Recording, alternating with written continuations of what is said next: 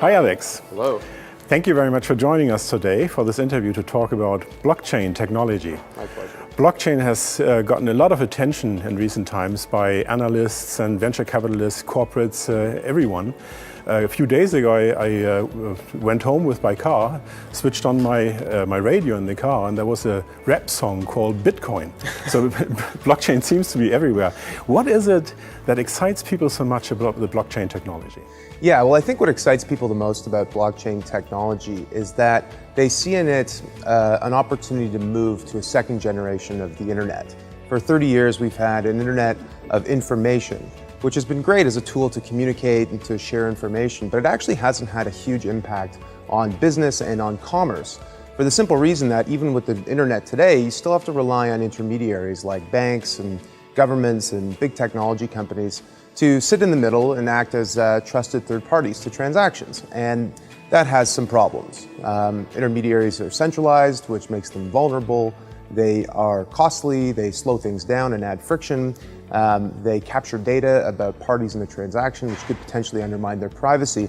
And so as a result, you could argue that even with the first generation of the internet, with all the promise it was supposed to bring, they still capture an asymmetric benefit.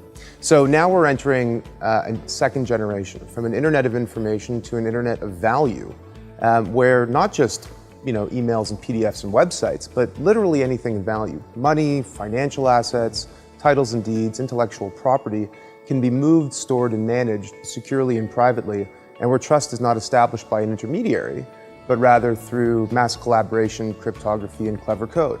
And as a result, this new platform is going to have a tremendous impact on basically every single industry, business, and institution in the economy and in society. So people can put their assets onto the internet, into the blockchain, and manage them in there. So the whole system relies then that it is not hackable, right? But is there any system that is unhackable? There's no system that is unhackable. I say that only because if I say that blockchain is unhackable, it'll get hacked tomorrow. I just know that that'll happen. But as a mechanism for how we move and store things that have value, blockchain technology is the best that we have so far. And it really comes down to the simple mechanism of how it works, which is that in order to move anything of value over any kind of blockchain, the network must first agree that that transaction is valid, which means no single entity can go in and say one way or the other whether or not a transaction happened. And in order to hack it, you wouldn't just have to hack one system like a bank and move a number in a spreadsheet. You'd actually have to hack every single computer on that network, which is fighting against you doing that, and do it in real time when the computing resource of most blockchains is tremendous, because it's not just one computer, it's many computers. So just to give you an example, the Bitcoin blockchain harnesses anywhere between 10 and 100 times as much computing power as all of Google's server farms put together. So again, not unhackable, but significantly better than anything we've come up with to date. Okay. So how long will it be until we see the blockchain technology affect our everyday life, and what's going to be the first killer applications that we're going to see? Well, I think that blockchain technology is going to integrate itself into all of the technology that we use today. So when I describe it as the second generation of the internet, it will differ from the first generation in that you won't go and log on to the blockchain in the same way that in the early days of the internet, you logged on to the internet by using a web browser.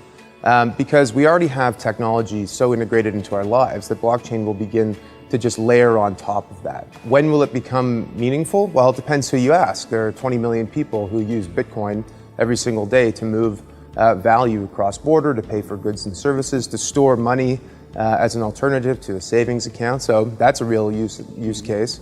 There are 75% of the world's banks today that are using blockchain technology to change how they interact with counterparties, how they settle transactions.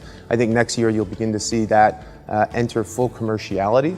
You're seeing the spark of blockchain catch on like wildfire in a number of different industries: insurance, healthcare, even in music, for example, as a way to resolve issues around digital rights management. So you will never really feel like you're using the blockchain, but every time you make a transaction, listen to a song, log into your bank account, read an article in the newspaper, maybe even heat your home, you might be interacting with this technology in some meaningful way. So the way you describe it, the blockchain technology is going to be radically changing the way we do our businesses. But there's going to be major hurdles to overcome on regulation and governance and so forth. What do you see as major hurdles there? Well, it's an interesting question, and it's one that we kept coming across during the research for the book, Blockchain Revolution. And we kept coming across these things, we call them showstoppers, so often that we decided to dedicate an entire chapter to them. And they range in scope and in severity, everything from technical challenges, how do you scale something like this to meet the demands of the financial services industry, or the Internet of Things, or the national health system in the United Kingdom if you wanted to use it for something like that. So there are technical hurdles, there are regulatory hurdles and policy hurdles. How do you make sure that governments are operating with the right facts and are conducting themselves and creating the right laws to allow this technology to flourish while also making sure it's not used for criminals or by criminals, or it might be harming consumers. There's a delicate balance that must be struck. There are other questions too. Will powerful incumbents, leaders of the old paradigm, try and kill it because it threatens their business model? And if it succeeds, might it create job loss, which creates social schisms that exacerbates existing problems? So these are all challenges that must be addressed. But you have to ask yourself, are these reasons that blockchain technology is a bad idea? Or are they implementation challenges to be overcome? And in each of those cases, whether it's a technical, policy, social, or otherwise problem, we believe that they're implementation challenges. And we believe they're worth overcoming because the opportunity here to change the economic power grid, to create value in the economy, to empower individuals, to protect privacy, and to change the old order of human affairs for the better is so tremendous. And so the best way to predict the future is to build it. And it's up to entrepreneurs and industry leaders and frankly leaders in government to create the conditions for this to succeed and to ensure we overcome those challenges. Siemens is already implementing digitalization of its businesses in many different ways. Do you have a piece of advice for us, what we can do to also take on the chances and opportunities that come from the blockchain technology? Well, I think a company like Siemens is in an excellent position to harness this technology. I look at companies like Siemens as ones that have gone through 3 different industrial revolutions already. They went through the steam revolution, the electrification of production, and the first generation of the digital age. And through each one of those iterations, they were able to take what was new and do what they did better.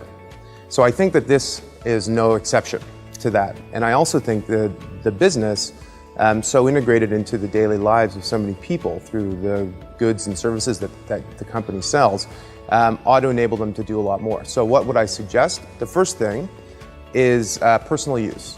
I think the Siemens executive team and people in the firm need to use blockchain technology, and the best way to do that is to download a Bitcoin wallet and buy some Bitcoin. It's going higher as we speak, so you got to get in on that before it's too late.